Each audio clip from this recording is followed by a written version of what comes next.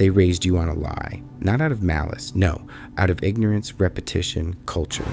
They told you that a man must win love to prove he is worthy of it, that to chase a woman is noble, romantic, even heroic. They handed you a script: bleed for her, fight for her, sacrifice for her, and when you suffer for her, they say, now you are a man. But here's the truth. That script wasn't written to make you whole. It was designed to keep you hungry. You were taught that longing makes you human, but they never told you that longing can also make you hollow. They never told you that the chase becomes a cage, that in trying to earn her, you lose yourself. You believed love would save you, that her touch would heal you, that her approval would crown you king. But all it did was bind your worth to her gaze. And now, you can't even look in the mirror without wondering if she would still want the man staring back. You became an actor, not because you're fake, but because you thought performance was the price of affection. You played the gentleman, not because it was right, but because it increased your odds of being chosen. You handed her the keys to your self-worth and called it love. But Diogenes would have laughed. The man who slept in a barrel, who walked through Athens barefoot, who held up a lantern in broad daylight searching for an honest man. He saw your struggle centuries before you were born, and he wasn't angry. He was disappointed. Because he knew a man who builds his identity around being loved will spend his life running from himself. You think you're chasing love, but you're not. You're chasing attention. You're chasing validation. You're chasing the part of you that feels empty when she's not there. You run after her, not because you see something divine in her, but because you see nothing divine in yourself. You tell yourself it's romance. But Diogenes saw it for what it truly was: escapism. You are not running toward her. You are running away from yourself. And the irony, the more you give, the less you are seen. The more you shape yourself to her desires, the more invisible you become. She doesn't fall for the man who bends. She doesn't crave the man who waits. Because what's chased loses value. That's not cruelty. That's nature. Diogenes once saw a young man blush before a beautiful woman. He barked, laughed, and said, "Don't be ashamed. The fault is not yours, but nature's, for making such creatures irresistible to fools." You call it hunger. He called it humiliation. Because it's not romantic to sacrifice yourself for someone who hasn't earned you. It's not strength to burn for someone who brings no warmth. And yet, here you are, offering your time, your energy, your soul, hoping that if you give enough, she'll finally choose you. But she never will. Because the more you chase, the less she sees. Not because she's blind, because you disappear behind your pursuit. And Diogenes? He would have barked at you too, not to insult you, but to wake you up. There's a leash around your neck. You don't see it, but it's there. It was fastened the moment they taught you to be ashamed of your nature. Desire, suppress it. Anger, control it. Sadness, hide it. Vulnerability, mask it. But not for your growth, not for virtue, for approval. You were taught to hide your instincts, not to master them, but to make yourself more acceptable to the very people you chase. They told you, be polite, be gentle, be agreeable, not because these things are right, but because these things might get you chosen. And slowly, piece by piece, you started amputating yourself, your fire, your chaos, your voice. You didn't become a man. You became a performer in search of applause. Diogenes spat on that shame. He didn't hide his humanity. He exposed it. He urinated in public. He masturbated in the marketplace. And when people gasped in disgust, he didn't apologize. He shrugged and said, "If only rubbing my stomach would cure hunger too." You see, he didn't do these things to shock. He did them to show you something, that your shame is not yours. It was planted there. You censor your truth to seem attractive. You silence your instincts to seem noble. You call it maturity. He would have called it surrender. Because real growth isn't about becoming more palatable. It's about becoming more real. And a real man does not beg to be seen. He stands so clearly in his truth that the world has no choice but to notice, or to look away in fear. Diogenes chose truth over taste. He chose freedom over fitting in. And you've chosen her gaze over your own reflection. You say you love her, but be honest, what do you really love? Is it her mind, her spirit, her soul, or is it what her attention does to your reflection? Because when she looks at you with admiration, you finally feel seen. When she smiles at you, you finally feel enough. When she texts you back, you breathe again. But that isn't love. That's dependency disguised as devotion.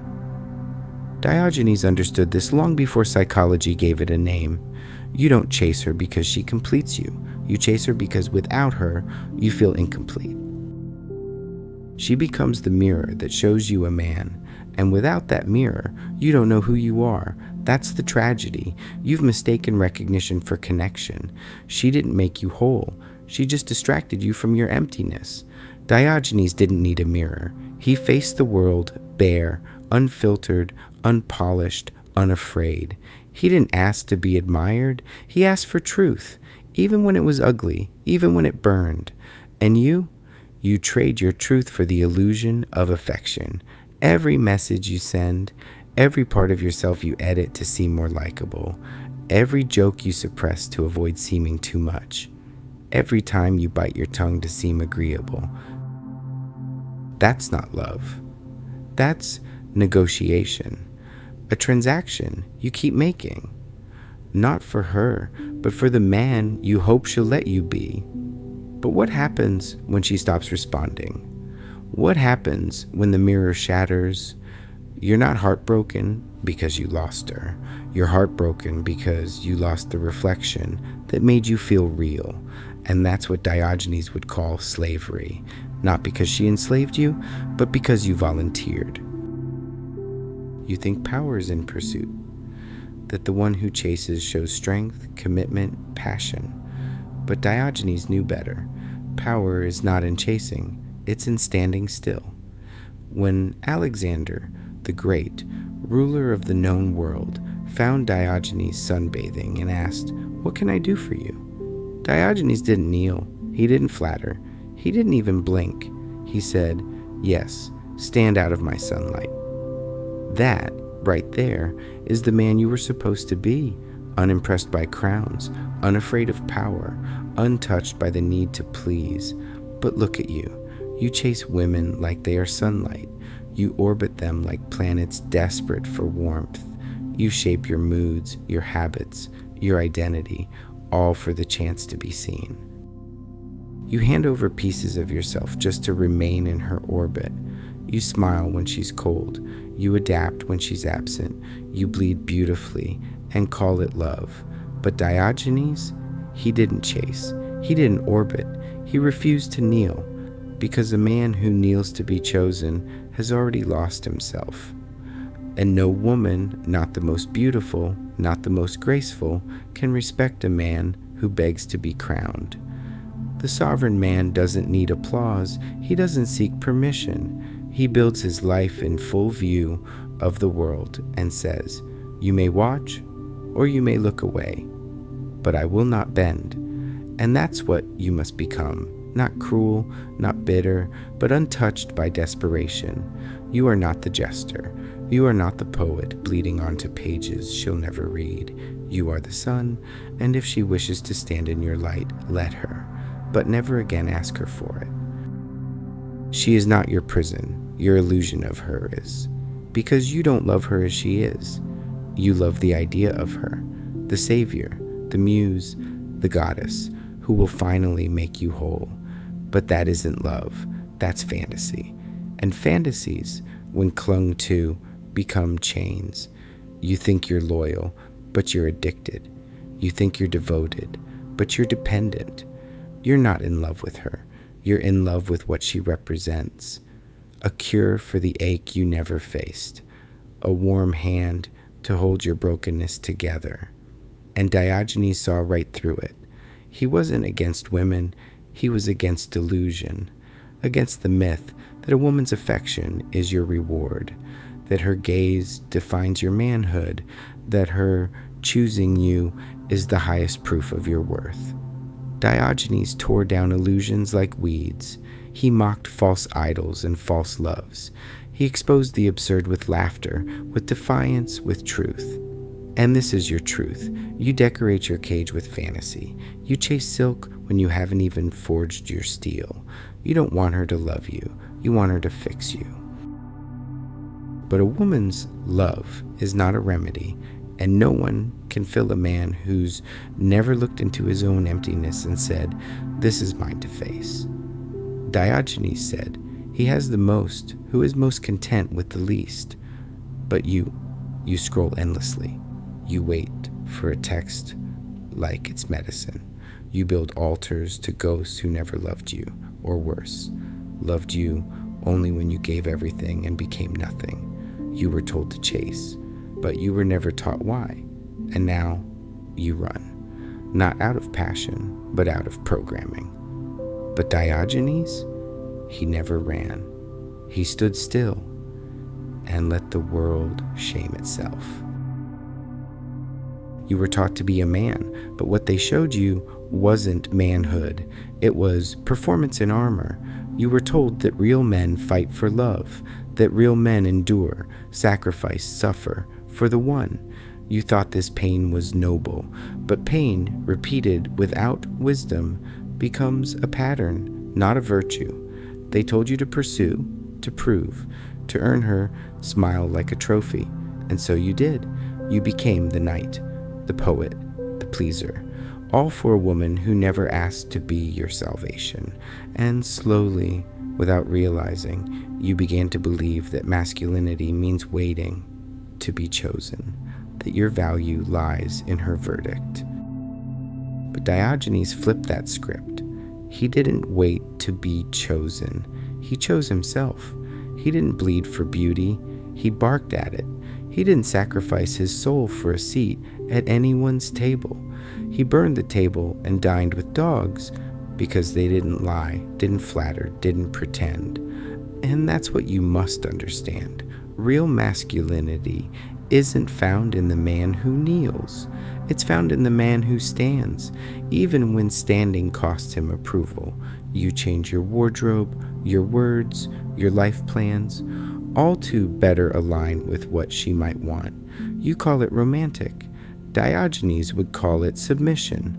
And here's the cruel truth no one told you. She doesn't respect it, not because she's heartless, but because instinctively she knows what Diogenes knew, that anything chaste begins to lose its value, that what seeks to be chosen becomes replaceable. Strength doesn't beg, it doesn't bend, it builds.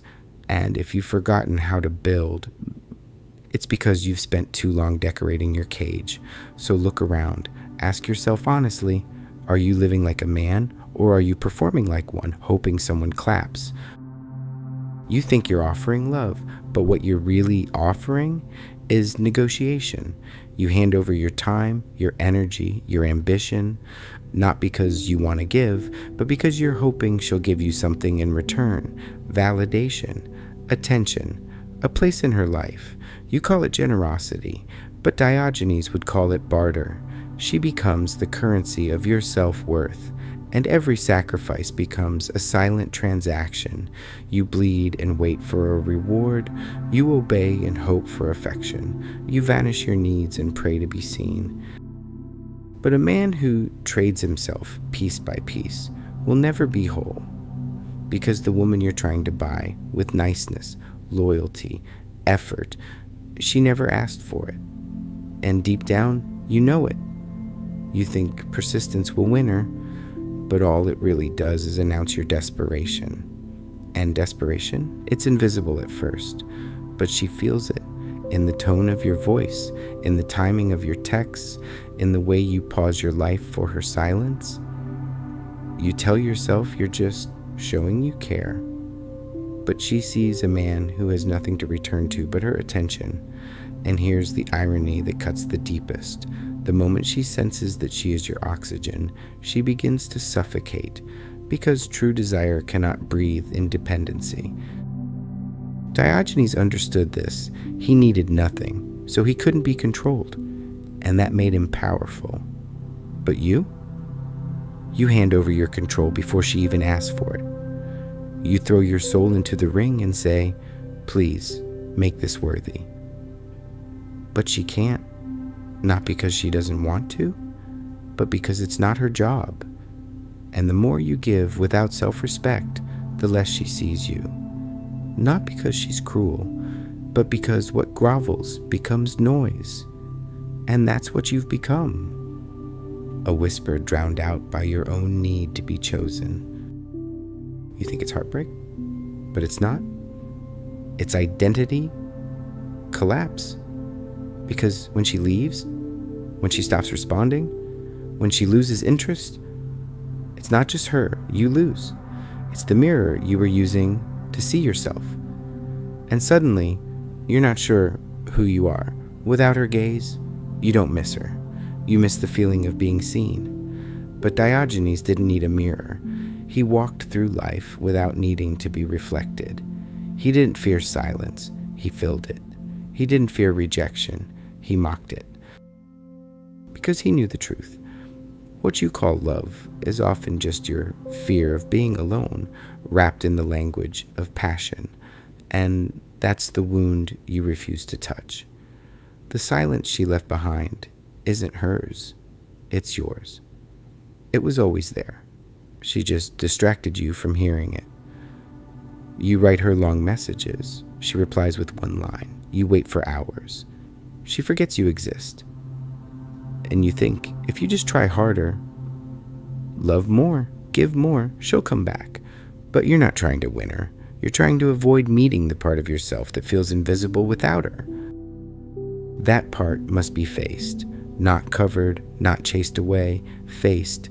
Because until you do, every woman becomes your medicine, and every silence becomes a death sentence. Diogenes once begged a statue for alms. When asked why, he said, "I'm getting used to being refused." That wasn't bitterness. It was training. Training for freedom, training for truth, training to live without pretending. And until you stop pretending that your worth depends on her affection, that your identity comes from her eyes, that your masculinity is defined by how many women want you, you will keep chasing reflections, and every time one fades, you will break again. But it's not your heart that's breaking, it's the mirror, and thank God for that. Because only when the mirror shatters can you finally start to see yourself wrying to avoid meeting the part of yourself that feels invisible without her. There comes a moment in every man's life, not with fanfare, not with triumph, but with silence. A night when she doesn't reply. A laugh she gives someone else. A goodbye she never bothers to say. And you sit there, hollow, numb, waiting for the ache to fade. And that's when the truth finally lands. Not like lightning, but like a whisper. I was never chasing her. I was chasing me. The man you hoped she'd see. The strength you hoped she'd reflect. The worth you hoped she'd validate. But Diogenes never waited to be seen. He didn't beg for attention. He didn't decorate his suffering with poetry. He said, "I am looking for a man. Not just a male, not just a chaser. A man. A soul forged by solitude, not seduction. A spine made of conviction, not compliments. A presence that demands nothing because it lacks nothing. That man, he doesn't chase. He doesn't orbit. He walks. And if she wants to walk beside him, she must walk on her own 2 feet. He won't carry her. He won't shrink for her. He won't kneel to her throne because he has his own. The sovereign man chooses. He chooses purpose over passion, solitude over begging, truth over flattery. He knows that the moment he needs love, he has already lost the ground he stands on. He's not bitter, he's not arrogant, he's free. And freedom, brother, not affection, not sex, not approval. Freedom is the real power. Because when a man no longer fears being alone, he becomes untouchable, unmanipulated, uncontrolled, unbroken. Diogenes didn't reject love. He simply refused to become its prisoner. And so must you. Burn the script, kill the chase, abandon the altar. Because she's not your salvation. She never was. You are. You are the sun, not the shadow. You are the builder, not the beggar. You are the man Diogenes was looking for. And if you're not, become him. Not for her, not for them. For the only person who has to live with your choices every day, you.